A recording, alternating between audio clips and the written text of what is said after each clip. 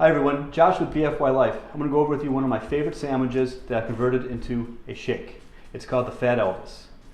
PH because we don't want anything that's fat in our protein line. First off, we use the Chocolate Crisp PR by Nirvana Life, some almond milk, bananas, and some peanut butter. Alright, first thing we're going to do is dump the milk into the blender, add the bananas,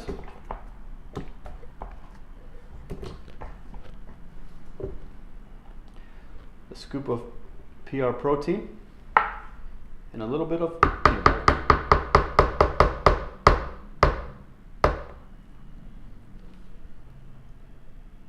Big peanut butter fan, guys. Next thing we're going to do is blend it for about 60 seconds or so.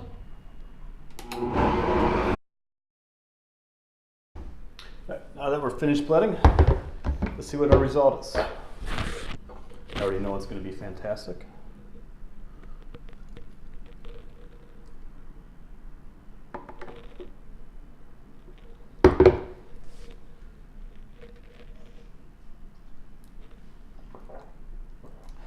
It's really good.